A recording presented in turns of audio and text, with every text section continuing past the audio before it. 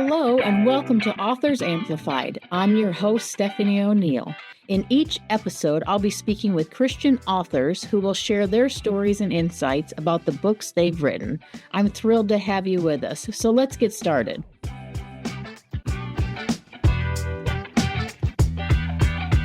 Welcome to another Authors Amplified. I am super excited for our guest today. You are going to learn about healing. You are going to learn about overcoming. You are going to learn about perspective, just so many things. But I want to preface this with, this is an adult-only conversation. So if you have children in the room, if you have littles around, go ahead and just hit the pause button and come back, because you are going to learn how God can work in you and through you. And it's an amazing, amazing story. So adult-only content.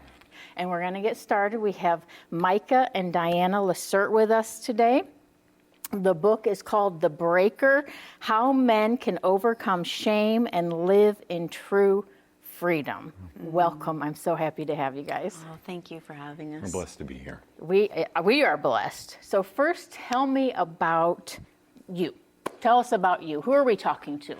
Well, God has given us the amazing ability and gift of being able to wake up every single day and be together, and also to pour into other people's lives.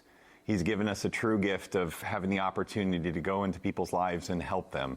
And what we've learned through this entire process of the days that we've had on this earth is there's some hard times, and there's some times that you're on the top of that peak of that mountain.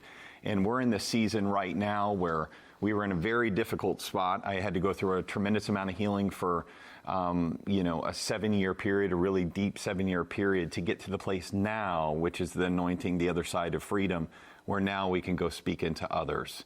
But our day-to-day is waking up, transforming people's lives. We have retreats, and then I get to spend it with my wife. Yeah, we live in Kansas City. We're coming up on 15 years of marriage. We own a business called Hitch Fit that we started back in 2009. We've been able to help people globally, 82 countries. We've helped people shed over 750,000 pounds of fat through that course of time. And then the Lord has just kind of navigated us as we've done, sharing Micah's story, just navigated us into deeper waters, and just to be able to understand trauma and its impacts on us, and the healing that's possible through the Lord. So that's kind of how we ended up where we are today, and just stepping into something new that's a little deeper, that's with the Lord by our sides, that we hope will be a catalyst for breakthrough for a lot of people. So the book is called The Breaker. Can you tell us a little bit about the Breaker mission? Well, this is going to take both of us to actually tell this story exactly accurate. So one day I'm at the gym, and I get a text message and maybe a phone call, like she's frantic. She knows I'm with clients at that point, so this is a rare thing for her to be blowing my phone up like this. And I read the phone, and it's just like, the Lord gave it to me. The Lord gave it to me. And I'm like, what? The Breaker mission.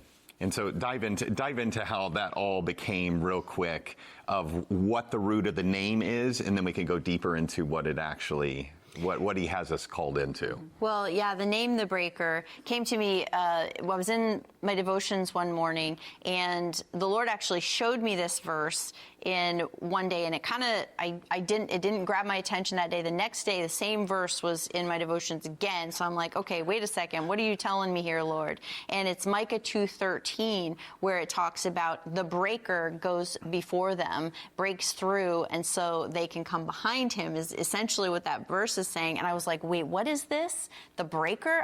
What is this talking about? I have not heard this before. So I started digging in and found that in Micah 2:13 is the only place in the Bible where Jesus, the Messiah, is referred to as the breaker, who breaks through things before us so that we can come after him. And I was like, we had been working on his book and his story, and we were very stuck on a title. We kept thinking chain breakers, what is it? But that wasn't landing fully. And as soon as I saw that the breaker was one of the names for Jesus, and then I realized that it was in the book of Micah an hour later, I just hadn't had coffee yet, and it was like, oh my goodness, but I was like, this is it. And not only is Jesus the breaker who breaks through before us with these things that we've gone through with, well, he'll talk about the shame and the things that people have kept people stuck, but he is the one that goes before us. And so people really won't know this. I mean, they'll know it if they listen to this show,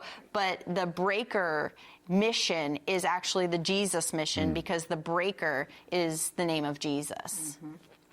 And that's something that God literally just gave us. We had prayed and prayed and prayed. And so rewind 7-8 years before that, and how I went through some of my healing was really sitting down and going through every little piece as the Lord was guiding me through. I was like, just open this up for me, Lord. I want to heal. You told me that I need to step into this and whatnot. And I just kept having chain breakers, but it was just it was overused. Yes. And I wasn't seeing the vision of a chain breaking the way that, it was something different. And so when that came in and God revealed that to Diana, I was just like, that is it. Thank you, Lord, for this gift. And really, so many believers also not knowing, because I didn't know that. And it's in the book of Micah of all. And, you're in the book of Micah and you understand, he's talking about protecting the vulnerable and all the stuff that Micah breaks down in that Bible, in that book. And so, when God revealed that, it hit me so just prophetically deep in a way where I was just like, Lord, this is another clarity moment where I'm like, I know exactly where you want me to go.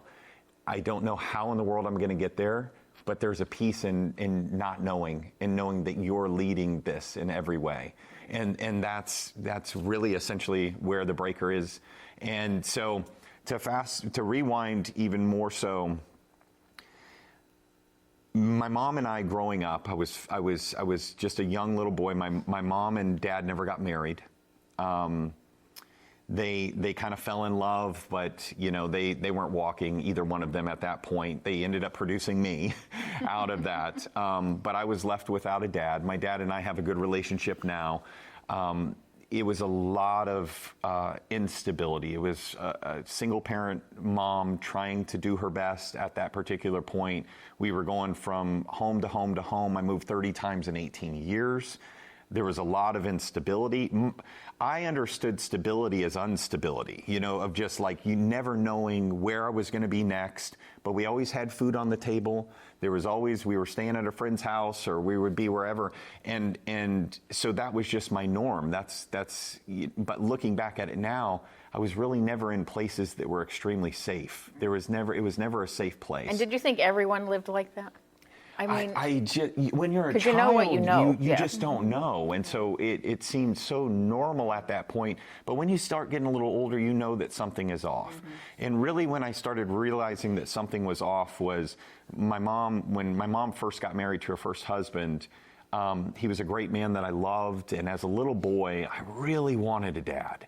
I mean, that was something that I really wanted, a father and someone in the home. Like, I even knew that as a child, that it was important to have a mom and a dad in a home. And he was a great man until he started drinking alcohol. And, and so there's this alcoholic abusive situation that I saw. And so again, as a child, you don't recognize really what is going on. And you just know that it doesn't feel safe and it's scary, and so looking back at all of that, to take you back to when I was 5 and where I think the whole entire story starts, was you have a mother that is really trying to figure it all out and dealing with her own traumas. You have a son that's wanting a father, and a mom trying to play both parts, but God never created it that way. And so this is where an individual ended up coming into my life.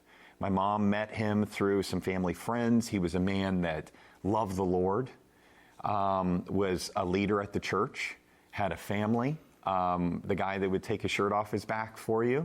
And that relationship and that trust started growing. What I didn't realize at the time is this is when the grooming and the manipulation started. He had ill intentions. I didn't know that as a little boy. And I don't believe my mom knew that at the time either. We would go and he'd take me to the park. We would fly kites. We would fish, all the things that I think a little boy would want to do. And he was that guy for me. And so from the age of 5 really to 15, the grooming, the manipulation, and then the sexual abuse would end up happening. And this was a man I trusted, a man that I loved, and he was also the man that destroyed me and almost took my life. And so, and also the man that was teaching me about Jesus. So you can understand the confusion as a child. And I'm like, I love Jesus, I love the Lord, but why isn't the Lord protecting me from this? And so, when I'm a little boy, and I start understanding that something is not right, but I'm too scared. Like, who do I tell? No one's going to understand. Like, if I tell someone, like, I'm going to be known as the boy that was abused, that's going to be my whole identity the rest of my life. I'm never going to end up having a girlfriend. I'm never going to be successful. I'll probably never get married. No woman would want to be with somebody that has gone through something similar to this. Yeah, and are you thinking, no one's going to believe me? I'm a child.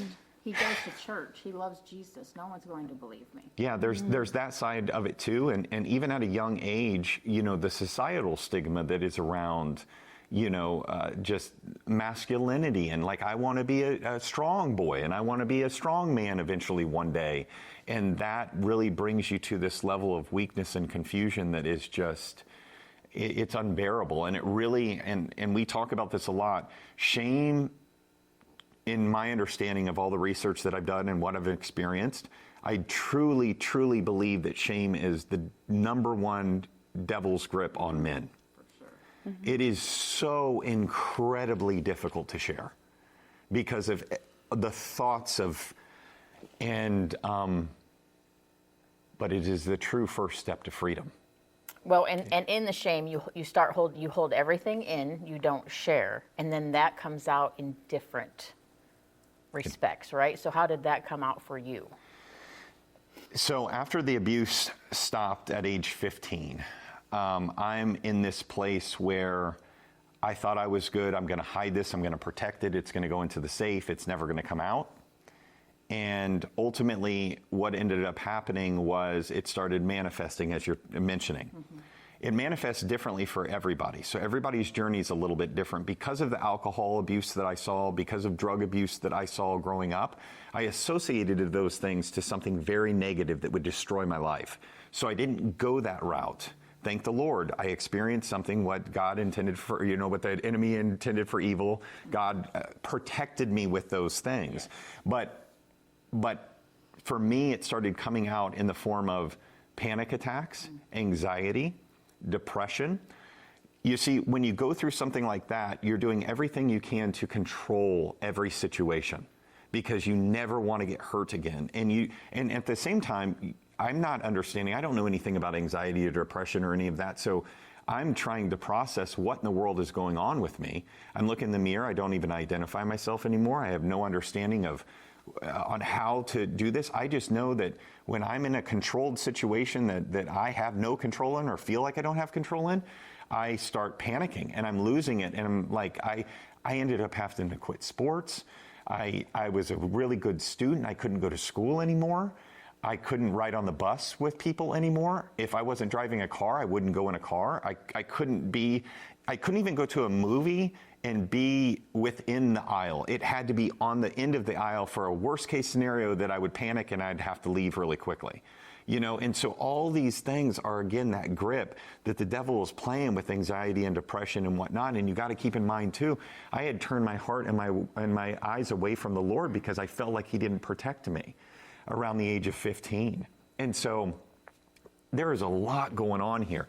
Anxiety starts happening, depression starts happening, and then you start really thinking about dark thoughts. Dark thoughts that we shouldn't be thinking about. And like, I can't identify myself. I don't know what to do now. And I honestly just don't even want to be here. Right.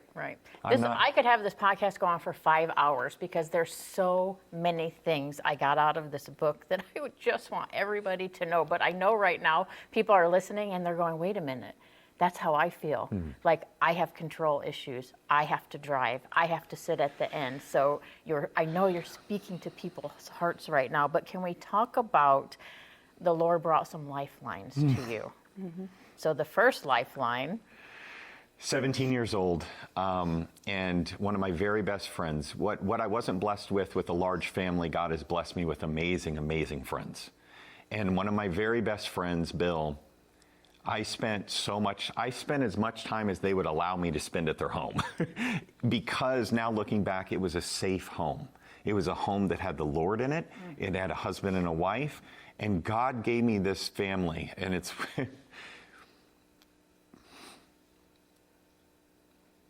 God, I was literally at a point where I just didn't know if I was going to make it. And God knew that. And he knew the hearts of this family. And they took me in without knowing anything that was going on into depth. And Patty says, Micah, do you want to come live with us? And I was like, yeah. I mean, I can't wait to mow the lawn. I can't wait to do the dishes. And if you discipline me, I can't wait for that too. And he did. It happened one time. And I'll tell you, like, I learned and I saw what God showed me within that family was like, I need to replicate that, not what I saw there. Yes. Yes. Because I'm so sorry, I interrupted you. Go ahead. These thoughts. Were you ever able to ask Patty, like, what was your inclination? Why did you feel like you should ask me to come live with you? So this just happened, and I'm going to actually ask that question soon, because we're going to do something very special. But so I just shared my story publicly for the first time just a couple weeks ago, and the very first text message I got was from Patty. Oof. And her first reaction was, "Thank you, Jesus, that you are where you are. But I also feel regret that I could have done more." But I just told her, I was like, well, you haven't watched episode 2, because the first 6 minutes I talk about you and your family and Tom and the entire family and what you guys did to save my life as the first lifeline. And that truly was like it. And so that's a question that I will ask her very soon, but I'm going to wait till I see her face to face and actually so she can feel and understand, like, not only the impact that it made for me and how it more than likely saved my life at that point, but also, you know, how did she know? Was it God, like, just giving her that conviction of like, hey, this is what I need you to do for this man? Right, because what if somebody's listening right now and they know somebody that they feel like they're being led to, like, this is your sign to go ahead and do what you're feeling led to do. If you're that family and you've been blessed with that family and God calls you to do that, I just ask you to be faithful, because it saved my life, and now he's put me in a position to try to go help a lot of other people. Right. And so that was the first lifeline. Yeah. Now let's go on to the second lifeline. The second one is a lot lighter. Yeah. The second one is in the form of dumbbells and chicken breast. Yeah. And we laugh a lot about this, but it really was true. And at the time, I didn't really understand outside of the, you know, I'm 18 years old. I got to college, and I was like, what am I going to do with my time? And I was like, well, I really like what the guys look like on covers of magazines. And Van Damme, I liked watching his movies when I was growing up as a kid and whatnot. And so I was just like, you know, I really want to look like that. So I think initially it was an aesthetic thing of like, you know, I'm going to be, but if you look deeper into the root, if I have muscles, no one will ever hurt me again. And that was the armor. Because at that point, like, I had given my life to the Lord. So I had the protection of the Lord too, but I wasn't walking the way that I needed to. And I wasn't walking in his ways for reasons that we discussed. So I'm like, if I build a stature, no one will ever be able to control or hurt me again. And that was the deeper rooted of it. Now, what I didn't realize at the time that I do know now is I start working out and I want to build the muscle, but within weeks, it starts changing my entire brain chemistry. The anxiety, the depression starts going down. And all I knew, because we now know with myokines and all of these things that God created this pharmacy in our body, that when we work it and the contraction of think about how God created it. The contraction of a muscle releases myokines that then breaks the brain barrier to then help with things like anxiety and depression. And I didn't know it at the time. I just knew that every time I did a rep, I'm feeling better. I'm feeling stronger. And so God gave me that gift of that lifeline of chicken and dumbbells, and it allowed me to really balance out. It didn't heal me, but it got me to a place, what we call pain tolerance, or being able to kind of sustain a life without anxiety and depression having a super grip on me. But the deeper rooted stuff still needed to be tended to. Well, when I was reading the book and I read that I think it was your second stepfather called you chicken legs. Yeah. And I was like, okay, that was probably the beginning in the back of his head, the beginning of wanting to never have to endure anything like that again. Well, yeah. I mean, and each of us, I think, out there that are maybe listening to this, there's been a moment when somebody said something and it hurt. Yeah. And you got to remember, at that time for me, too, I had just gotten abused. So I was already fragile, and this adult bully ends up bringing me down even further. Mm-hmm. I feel so fragile and so weak at that point. So they're like, oh, those are just words. But to me, those words at that point, I needed a man to lift me up and to strengthen me and be a cover like the Lord calls us to be. And he wasn't that man. And so it just brought me even further and further. So much of my initial success in reasoning, unfortunately, was from a very painful place. Right. I wanted to prove people wrong. I wanted to be protected and whatnot. And then that would obviously transform later down the road, But that was a pain point. That held with me for a long time. Right. And then there was a third lifeline. My favorite lifeline. My favorite lifeline. And it was the gift that he gave in my wife. And Diana, his timing is so perfect. We don't always believe that because we want what we want, but his timing is always perfect. And he's kind of comical too. And I'll break this down for you. So we're in Las Vegas at a fitness expo, and we met on MySpace. And God's like, watch this. And so we're there, and we had kind of communicated a little bit on MySpace and one time on the phone, but it was really just a friendship conversation. We had no intentions of like meeting and we're going to fall in love and get married and do everything that we're doing now. And so we meet, and I always tell people this, but I knew very early on not only who she was, but who she was from. And it hit me so hard. It hit me because I had never in my life had a woman ask me what she asked me. What did you ask me? Yep. Well, what I asked him in Las Vegas, I had kind of gone through about a 10-year period of time of running from the Lord. And so when I met him, it had been about a year since I'd started turning my eyes back to the Lord. And I had made a commitment to him that I was never going to date anybody unless we had a foundation of mutual faith in Jesus. And so when we met in Vegas, and I knew I liked him right away, and we really felt like we were best friends very quickly. And within 24 hours, I was like, I didn't want to get emotionally invested with him if we didn't share that foundational faith, and it wasn't something we had ever talked about. So I asked him, I asked him, do you know Jesus? And because the answer to that question, if it had been no, I wouldn't be here. Maybe he would be here. I wouldn't be here today because it was that solid of a commitment that I had made. And not saying that I was perfect with my walk with the Lord, but that was a very sound commitment that I had made. And his answer to me was, he paused for a minute and he said, I do know Jesus. I've accepted him as my Savior, but I'm very angry with God. And it was a moment where I knew there was a deeper story here, and I didn't feel like that was the moment to press into that. I just held that, and I was grateful to hear that he had, like, foundationally we were on the same page. I was also very curious of where this anger was coming from. So actually I think it was that same day later when we were at dinner, and we both knew that there was something here that was going to go beyond Vegas. And as we were diving into all of these deep topics, and I asked him, I said, why are you angry at God? And that was when he shared with me about the sexual abuse that he'd gone through, and that it was at the hands of a man, a leader in the church, who was misrepresenting God. And again, it was this moment where I didn't know trauma stuff like I do now, but in that moment, thankfully, the Lord had me do what was right, which was just hold the story and say, I'm so sorry that happened to you. I remember getting emotional and just, I'm so sorry you had to go through that.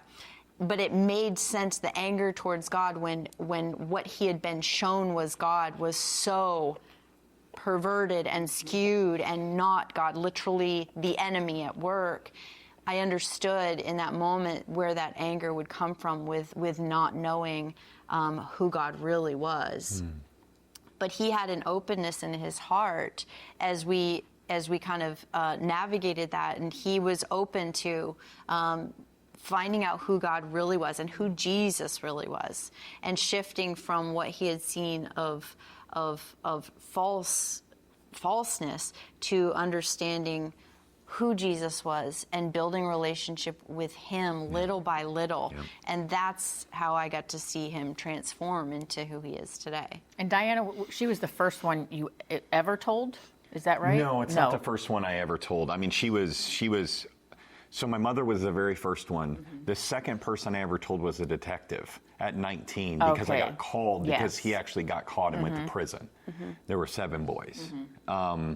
And so I was forced to do that one. And then I had told actually one other person because the person I was dating at the time, I was a wreck. No. I was this guy that was doing great and I turned into a wreck, and I sat down and she fortunately, she held the story very well too, you know, where, you know, and I tell people out there, like, if you ever share, and this is something you've gone through, and it's a high percentage of people that we walk across every single day. More than you could ever. 2 things that you need to know. It's heartbreaking. It's why I'm so driven and what God gave me in this fire inside of me to help people.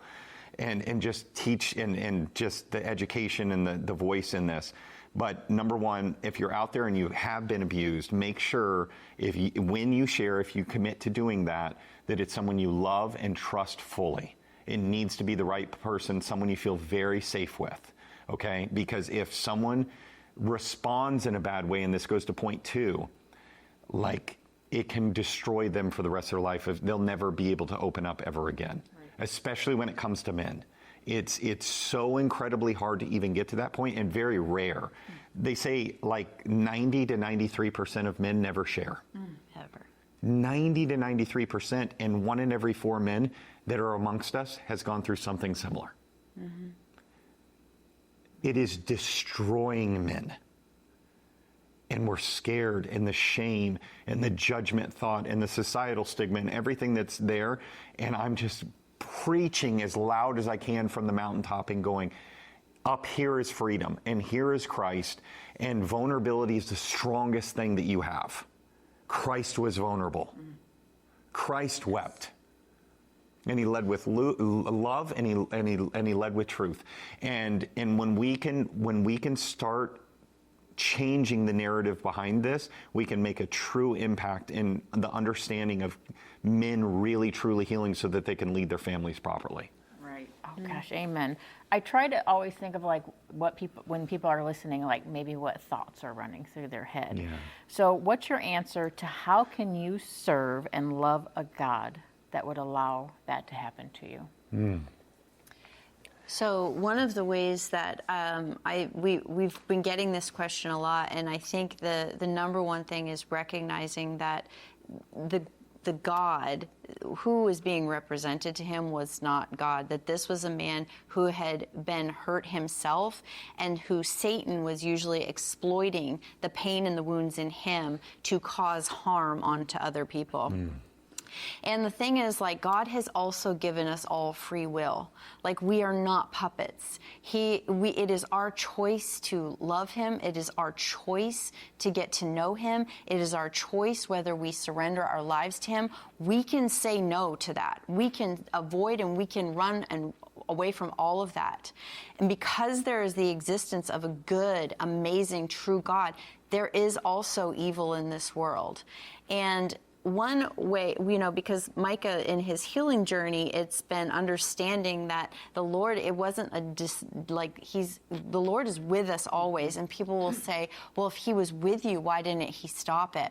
And I heard one of my mentors and one of my coaches, Carrie Garcia from Freedom Academy, she explained it this way. And she's like, Jesus is with you, and when someone is causing harm, she's like, you have to understand, he's screaming at them, stop it. He is screaming, stop it. And it's their choice to listen to the other voice that's saying, do this, because we have free will. So he's not standing there saying, oh yeah, do this. He is screaming at them, do not hurt my child, do not hurt my son. But God also gave us free will. And so it is still our choice. And when they choose to listen to the enemy's voice, which we have free will to do, that is when harm is caused. And God is grieving. His heart grieves for the pain that he sees his children go through. And there will be judgment, and there will be, all of these things will come to pass. He promises us that. He is a God of justice. So in his time, justice will come for everything. But we have to understand that we are not in this situation of God is just condoning these things. We were given free will, and we have an enemy that absolutely hates us and exploits pain and harm for people to be hurting others. Through the healing journey too, because I had to go through the sexual abuse healing, but I also had to go through the spiritual. And what I'll tell people is turn your eyes to Christ.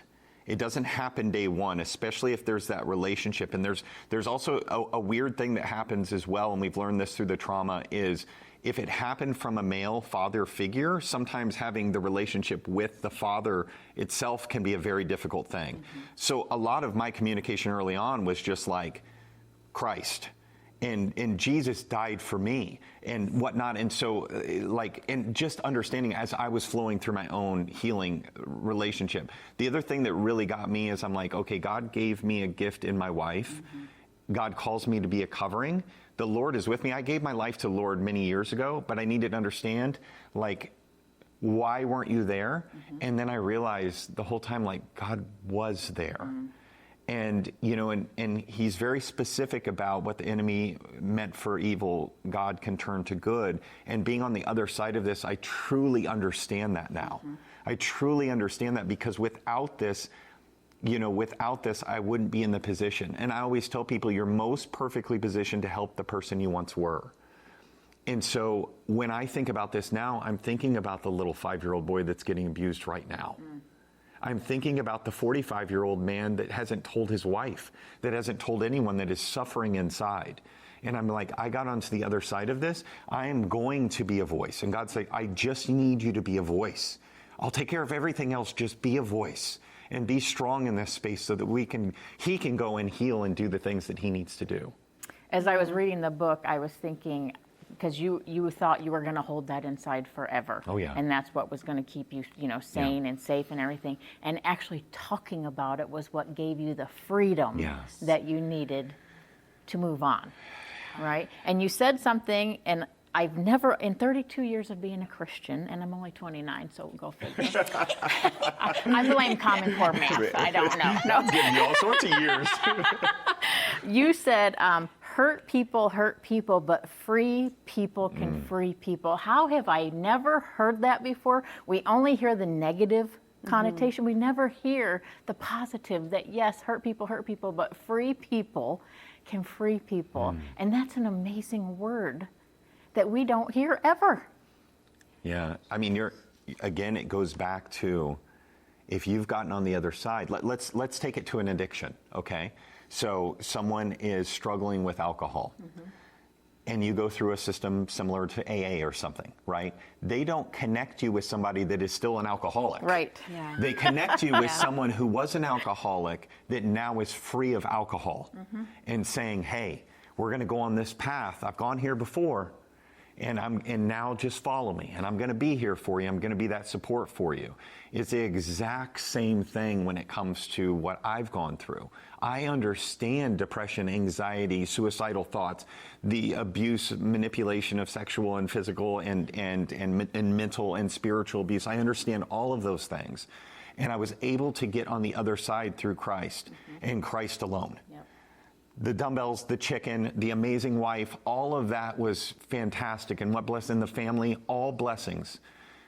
But it was only through Christ that I got the freedom. Mm-hmm. Yes. Everything else is pain tolerance. Yep. It's only Christ. True story. Can we talk quickly about forgiveness? Because I think it's wildly misunderstood. Yeah. I think when people say, you have to forgive them, they think you have to say what they did to you was okay. That's right. And that's not what you're saying. Forgiveness is not for the other person. Yeah. It's for you. And you had found out that that your mom knew and sent you back, right? But then in your acknowledgments of the book, you acknowledge your mom. So you had forgiven your mom, but then you had also forgiven your abuser. Yeah. So can we just talk a little bit about forgiveness so people can understand it's not about accepting, it's not about saying it was okay, it's about your healing. Yeah, I think that that's an important point, and also forgiveness doesn't mean that there's not boundaries in relationship too. And one thing that we've learned tremendously through this entire journey is that that we can hold both grief and gratitude in the same space. So when we're talking forgiveness, like you said, this is not a, oh, this is okay, this is like we should have relationship with this person. No. It is not okay, and what Micah went through is not okay, and even with relationships, we still, the importance of boundaries is still there. But to be able to get to that point of this not being a chain and a bondage, that's why forgiveness is so important, is for that freedom. And think of how many things that we have been forgiven for, like. We have been forgiven for so many things that we have done, and that's what the Lord asks of us is to get to that point of forgiveness. And it's not super easy for a lot of people. Like, it can be a journey to get there, and I think the Lord has grace, and He knows that. And I think there's even days where it's like you feel like I forgave, and it's like, okay, now I may have to do this again. It's kind of a surrender that has to be maybe done more than once. It's not always as simple as, okay, I forgave them. There may be other stuff that stirs up, and it has to be surrendered and come to that point again. Yeah, looking back at the entire journey, I think sometimes people will get into scripture and then forgiveness needs to happen quickly in some sort of way. And the realization now looking back is, I really do believe that, at least in my situation and my truth and my story, is that I had to go through the journey that I went through. As far as the abuse, so when someone says, I'm so sorry what happened to you, before I would take that, but I was still in a victim mindset. And so I was still like worshiping the wounds rather than worshiping Christ. And so you can't have both at the same time. And so when I got on the other side of it and understood what God was actually going to use with this story, then I understood, okay, like, I know that I had to go through what I did, as horrific as it was, to be in the position to help someone else. One person or a million people, whatever that may be, I will be obedient in that. When it comes to forgiveness, though, here's the switch that happened for me. My heart and my eyes were on the Lord. I'm walking much better at this point. I'm going through my healing. It didn't happen year one of my healing. It didn't happen year two. It happened nearly at the very end. And I had done all this work, but I'm still struggling with this and this. How could that man do something like that? God would never present that man in my life again. Think of my heart was still rageful. And it still had, I want to protect all the other kids. So long story short, he gives me a vision one day. I'm walking. And we're walking, and I'm in a crowd watching Christ as he's going to his death. And and he's getting beaten, and he knows what he has to go do. And so I'm sitting there and I'm like, I just want to go help him. I want to, but he has to, because he loves us. He gets pinned to a cross, and what does he say on the cross in the last moment? He said, please forgive them, Father. And I'm like, if Christ can do that for me, then I have to do this. Like, I have to. And in that moment, it was lifted from me. It just truly was. And then being able to be obedient and stepping on stage and sharing, God had called me 7 years before that. That was very freeing. Some other parts in the book that we get into, that those were freeing, but I was on the other side after those points. Like that forgiveness of like understanding that like God still loves those two. You know, one of my really good friends, Brent, he once told us, he said, you know, every time I have the opportunity to stand in front of someone and I'm looking into their eyes, I realize that Christ loves them too. And it's really hard when someone has hurt you so badly. Yes. But my heart is there. I still love my mother. I pray for her. That man who hurt me, I pray for repentance for that man, that he never hurts another child again. That's forgiveness. That is forgiveness. That is amazing. Diana, can I ask you, this could probably be a very long conversation, but maybe you can shorten it. If there's a wife out there right now and her husband had been through something similar or, you know, the same thing, how can she best help him? Like what can she do to help him? You know, and I've been getting this question a lot from women that have been reaching out to me too, and I'll share this knowing that there are so many different variables that play into this, because I know there are women whose wives have or whose husbands have been hurt, and then that is leading to addiction issues. It's leading to pornography. It is leading to all of these things that we know happens when that shame is in them and it's hidden. They think it's hidden. It comes out in all of these things. So there may be abuse, emotional abuse, those things going on in the home. So if we are just going to say we're saying this is a healthy relationship, my number one thing is do your best to create a safe environment in the home.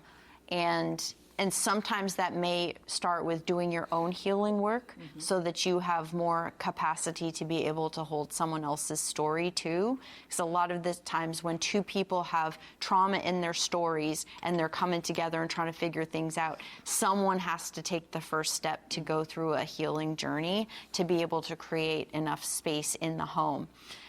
So that's the number one thing is being able to create safety in the relationship. As much trust, loyalty, that type of thing that you can have, the better. It's something that happened in our home, and again, we didn't. It was just kind of the natural thing that happened. We didn't know about trauma and all of that back then, but that would be the number one thing. And it takes a long time for men to be able to share. We know this, and so I have some wives that either they know their husband went through something and then it's just been shoved in a little box and I don't want to talk about it anymore. That's very normal. So I think, again, it just comes to the safety and just being very gradual and not trying to push into those types of conversations. If you have a husband that does come and share something with you for the first time, my number one advice, though, is to hold the story and hold the space and just say, thank you for sharing. And just say, I'm so sorry that happened to you, and that's it. Please don't try to fix it. Please don't give him a look of disgust. Please don't shame him. Please don't disregard him, because what we know of the response of a loved one, especially a spouse, it can either cause it to be slammed shut back into a door for the rest of their lives, or it could be the first step in a healing journey. But we don't have to fix it in that moment. If you can hold the space and just say, thank you for sharing, and just hold the moment with him, that in and of itself can be such a healing part of their journey. The other thing that I would add to what she said, all of that was on point, but I'll tell you what the man also really wants to hear. Because he's so scared that his wife is going to think he's weak. And wife, if you're out there, you are incredibly strong for sharing this with me. That changes the game. Right. I think we could all learn a lot just by you saying you don't have to fix it right now. No. Because we're all fixers. We Yeah. want to fix everything, and we want it to be fixed right now. Yep. So you don't have to fix it right now. No. Yep. Micah, if you could leave listeners with one encouragement today, what would that be? That there's hope. And there's freedom on the other side. You know, what happened to you, my heart goes out to you if you've gone through something similar to me. But just know that there's hope, that there's freedom. You got to commit to it and give your life to Christ. That is true freedom.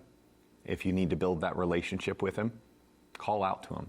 Reveal yourself to me, Lord. I want to surrender this to you.